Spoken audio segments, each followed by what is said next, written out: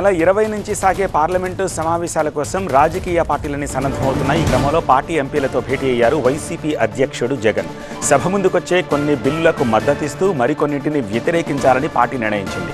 రాజకీయ నేతలు 30 రోజులు జైల్లో ఉంటే ఎన్నికల్లో పోటీకి అనర్హుడిగా ప్రకటించాలన్న బిల్లును వ్యతిరేకించాలని నిర్ణయించారు. అలానే మహిళా రిజర్వేషన్ బిల్, డీలిమిటేషన్ బిల్లుకు మద్దతు పలకనున్నారు. ఏపీ రాజధానిపై తమ పార్టీ అధినేత జగన్ ప్రతిపాదించిన మావిగన్ ఆలోచన అద్భుతమని అంటున్నారు ఆ పార్టీ ఎంపీ గొల్ల బాబురావు. తాము మావిగన్కే కట్టుబడి ఉన్నామని అంటున్నారు.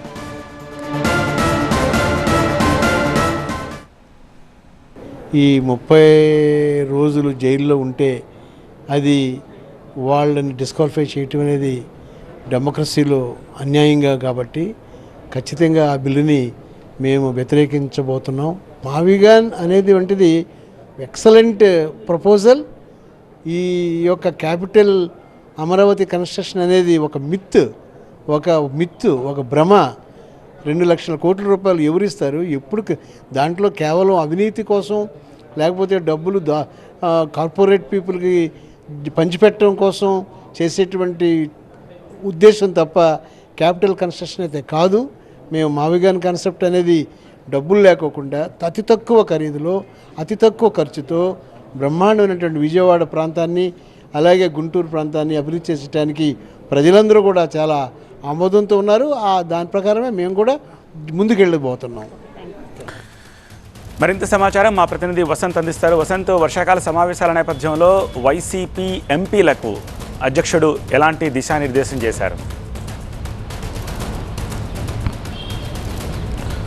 ప్రధానంగా రాష్ట్ర ప్రయోజనాలే ముఖ్యంగా పార్టీ తరఫున ఎంపీలు గలం విప్పాలంటూ కూడా జగన్మోహన్ రెడ్డి వైఎస్ఆర్ కాంగ్రెస్ పార్టీ ఎంపీలకు దిశానిర్దేశం చేశారు. ప్రధానంగా రాష్ట్ర ప్రయోజనాలు మాత్రమే తమకు ముఖ్యం తప్ప మరే రాజకీయ ఎజెండా లేదనే అంశాన్ని చాలా స్పష్టంగా ఎంపీలకు చెప్పారు.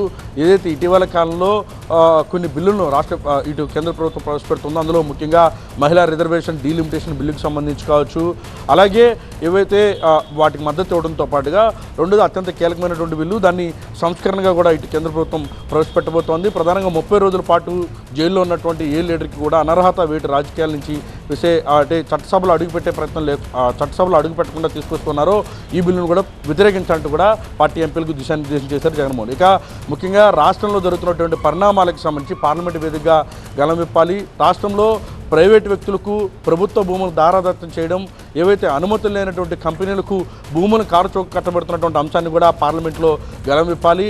అలాగే రాష్ట్రంలో ఏవైతే FRMBకి సంబంధించినటువంటి అనుమతులు లేకుండానే ఇష్టానుసారంగా విరుద్ధంగా అప్పులు చేస్తున్నటువంటి తీరును పార్లమెంటు వేదికగా వివరించాలంటూ కూడా స్పష్టం చేశారు. ఇక వాటితో పాటుగా రాష్ట్రంలో ఏవైతే అవినీతి అక్రమాలు జరుగుతున్నాయో ప్రధానంగా డిఎస్సికి సంబంధించి చోటు చేస్తున్నటువంటి అక్రమాలు కావచ్చు, అలాగే ఇటీవల కాలంలో తెలుగుదేశం పార్టీకి సంబంధించినటువంటి ఎంపీలకు వారి అనవీయులకు భూములు కష్టపడుతున్నటువంటి తీరును కూడా పార్లమెంటు వేదిక గలమిప్పాలి. రాష్ట్రంలో జరుగుతున్నటువంటి అవినీతి అక్రమాలకు సంబంధించినటువంటి అంశాన్ని పార్లమెంట్లో స్పష్టం చేయాలి, వాటిని పార్లమెంటు వేదికను వివరించాలంటూ కూడా జగన్మోహన్ రెడ్డి స్పష్టం చేశారు. ఇక వాటితో పాటుగా రాష్ట్రంలో ఇటీవల కాలంలో చోటు చేసుకున్నటువంటి అనేక ఘటనలకు సంబంధించినటువంటి అంశంలో రాష్ట్ర ప్రభుత్వ వైఫల్యం, రాష్ట్ర ప్రభుత్వం అనుసరిస్తున్నటువంటి తీరు, ముఖ్యంగా కుటుంబ పార్టీలో కీలకమైనటువంటి 3 పార్టీల అధికారమే ప్రస్తుతం రాష్ట్రంలో ఉంది కాబట్టి ఈ రాష్ట్రంలో ఈ అధికారంలోకి వచ్చిన తర్వాత పెడుతున్నటువంటి అక్రమ కేసులు, జరుగుతున్నటువంటి పరిణామాలన్నింటినీ ముఖ్యంగా లాకప్ డెత్తులకు సంబంధించినటువంటి వ్యవహారం కావచ్చు, అక్రమ కేసులకు సంబంధించి కావచ్చు, ఆత్మహత్యలు జరుగుతున్నటువంటి తీరుకు సంబంధించి కావచ్చు,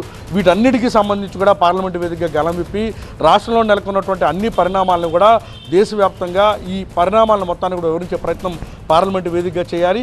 ముఖ్యంగా రాష్ట్ర ప్రయోజనాల విషయంలో రాజీ పడొద్దంటూ కూడా ఇటు జగన్మోహన్ రెడ్డి ఎంపీలకి దిశానిర్దేశం అయితే చేశారు. రైట్ వసంత్.